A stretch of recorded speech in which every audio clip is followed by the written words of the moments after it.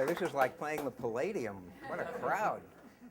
You know, ever so often towards the end of the year, many magazines publish an article with a title something like "The 25 Most Influential Minds of the 20th Century." And regardless of whether or not the magazine is a big circulation like Time magazine or Vanity Fair or some obscure academic publication like Annals of Sociology and Talking, the article included in that list invariably is Sigmund Freud, who you mentioned earlier. Now, he was one of the great influencers of the 20th century, and one of his insights was that, quote, "Our pasts are always with us." And that's what I'm going to tell you 3 stories about how our pasts are always with us. The first, usually with me, something emerges from the Freudian ether of my past when I'm driving along in my car, all alone. Usually the radio is not on, and something engenders something that might have happened 2 decades ago, 3 decades ago, a year ago, 30 years ago, and it's really very, very interesting. About a month ago, I was driving through Kennett Square and went by an elementary school and saw a father pick up his 10-year-old son. And suddenly, I had this memory of my son, 20 years ago, was 10 years old, saying, "Dad, I've got a problem. Our teacher wants some of us at assembly to put a presentation on, and I don't know what to do." And I said, "Well, what are the other kids doing?" And he said, "Well, one kid plays the trumpet, and some girl is going to wear her tutu and do a dance, and some other kid's going to read a composition that he wrote, and I don't play the trumpet, I don't have a tutu, I don't know what I'm going to do." And I just spontaneously said, "Why don't you tell a joke?" And his eyes lit up. And I decided I'd better attend this assembly because even though he was 10, I didn't know what the joke was. So he told this joke that I'm going to tell you that absolutely broke the entire assembly up and had the teachers standing in ovation. And he said, "A mother mouse and a baby mouse are out for a walk along the side of the wall. And suddenly a cat appears, and it's about to pounce. And the mother mouse looks and sees this danger, this cat, and she goes, 'Ruff, ruff.' And the cat hightails it out of there, whereupon the mother mouse said to the baby mouse, 'See how important it is to know a second language?'" Now, I'm driving along in my car. This time the radio is on. And NPR, this was just about a week ago, was doing an interview of a book just published, tapes of Jackie Onassis talking on tapes about 2 weeks after her husband, John F. Kennedy, was assassinated. So that engendered another memory that I had of Jackie Kennedy Onassis. I live in Unionville and am a fox hunter. And about once a year, Jackie would come to fox hunt with us. And most of us who fox hunted didn't make a big deal out of her at all. She was just one of the group. In fact, one year, her horse refused a fence, and I said, "Would you like a lead?" And I gave Jackie Onassis a lead over a fence.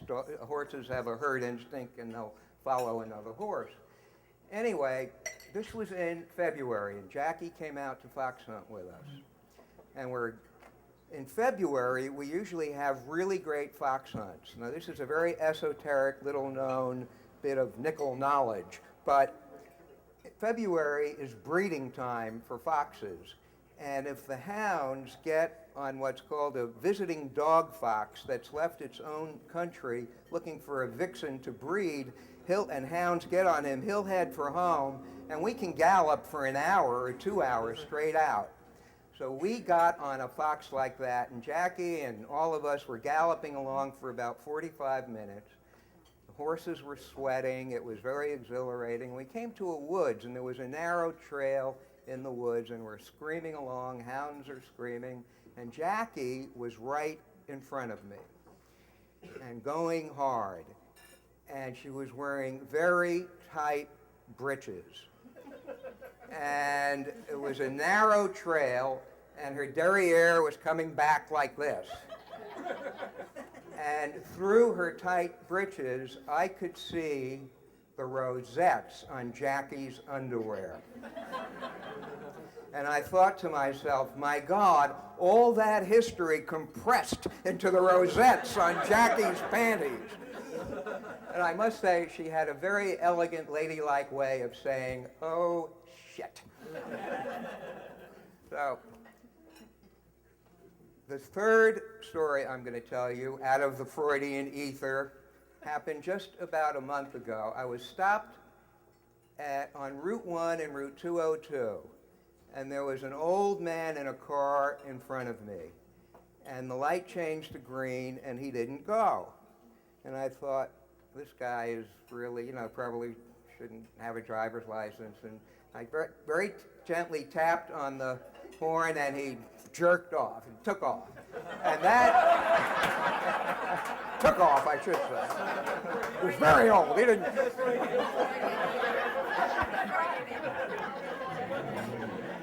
At any rate, that engendered another memory, our past is always with us moment.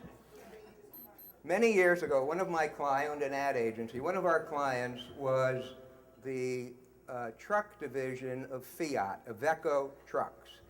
And these really good truck dealers won an award, about 100 of them, to go on a cruise.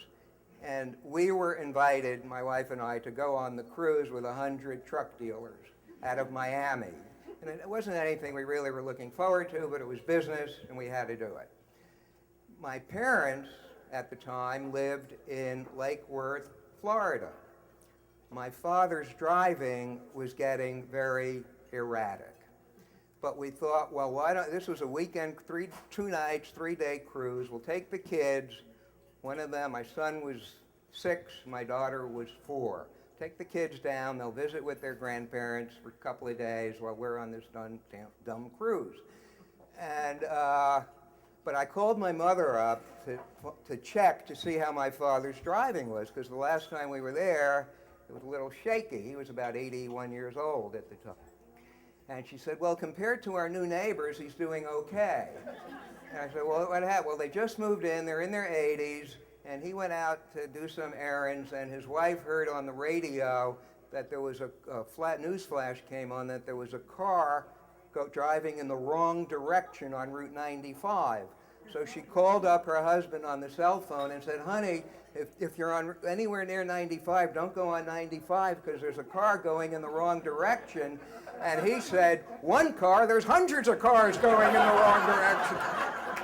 So, but that was the neighborhood they lived in. This is true. This is a true story. It was on the news.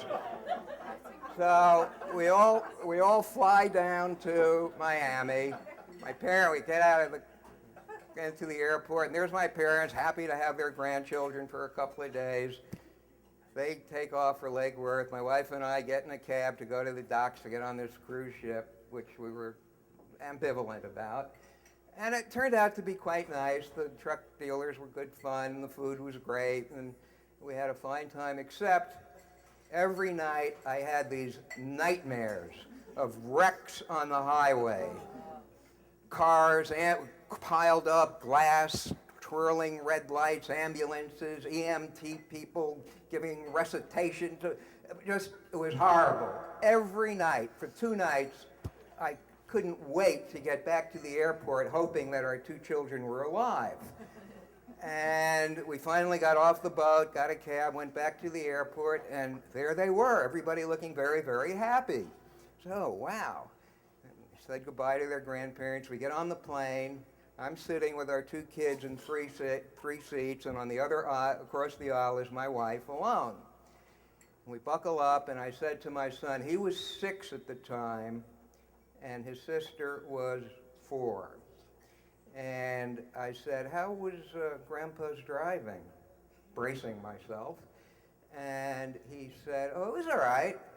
But my daughter, who was 4, said, what about that one time? And I went, what one time? And my son said, oh yeah, I forgot.